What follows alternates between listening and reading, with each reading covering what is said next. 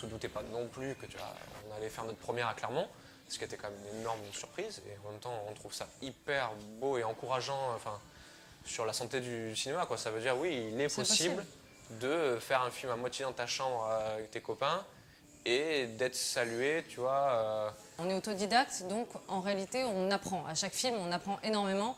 On s'est surtout dit, on va faire du cinéma à notre échelle, avec nos moyens. Parce qu'en fait, on est parti de rien en termes d'identité esthétique, puisqu'on n'avait jamais réalisé de film avant de faire ça ensemble. Et donc tout ce qu'on a construit jusqu'à présent, on l'a fait ensemble.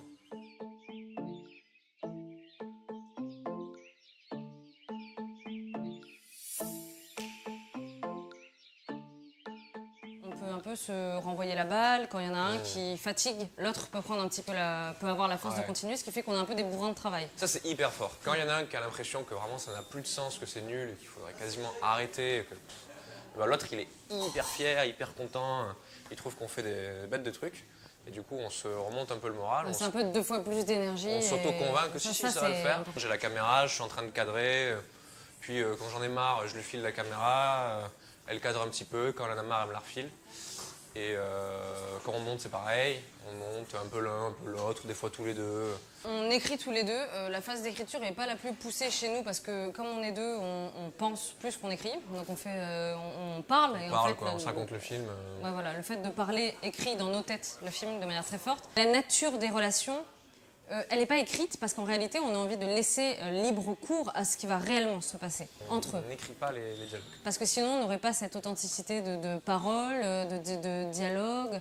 Et nous, la direction d'acteur, elle passe plutôt par l'accompagnement, par la compréhension de certaines choses. On parle énormément en amont.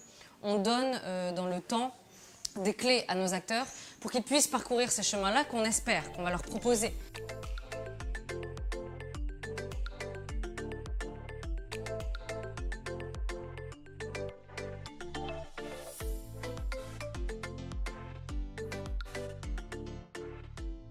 Nous, on aime vraiment les personnes. C'est quand même essentiellement un cinéma de portrait qu'on a envie de faire. On a vraiment envie de montrer des gens dans ce qu'ils ont de plus humain et de plus vrai, et de moins archétypé au possible. Et donc on choisit surtout des gens qu'on aime, qu'on a envie de regarder, qu'on a envie de voir vivre, qu'on a envie de montrer, qu'on a envie de faire exister au cinéma. On n'a pas été chercher bien loin pour construire le personnage de Mylène. Ses particularités physiques, sa manière d'être, sa manière de parler aux gens, d'écouter les gens, de les regarder, cette sensibilité accrue qu'elle a, ça c'est Mylène. Et on l'a choisi pour ça, donc il était hors de question de lui faire construire quelque chose là-dessus. Et nous, tout notre travail est de faire tomber les masques, quoi, de faire en sorte de capter ce qui est peut-être le plus intime de sa personnalité. C'est pas toujours facile et je suis désolée papa parce que ça je sais que ça devrait pas sortir avec toi, que ça devrait plutôt sortir par exemple avec un psychologue, je sais rien. Mais moi je veux pas, je sais pas si là c'est parce que maman elle est en train de mourir ou je sais pas, je vais être tout seul et je sais que tu vas être tout seul après, que ça va être super dur, que moi je sais pas comment on va se parler, on va être à table, on va être en face l'un ou l'autre. Le deuil, c'est la digestion, c'est vivre, c'est juste le chemin de la naissance à la vie, quoi, en réalité. Tout le temps, tu es en train d'enterrer des trucs que tu as vécu, que ce soit des souvenirs, que ce soit des choses. Et puis il y en a qui sont plus durs à enterrer, ou que tu sais pas enterrer, puis il y en a que tu portes toute ta vie.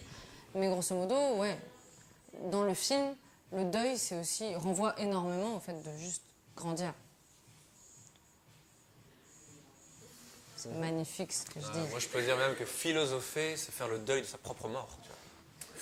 Et si moi, je peux dire que... Non, c'est une surenchère. Non, mais ouais.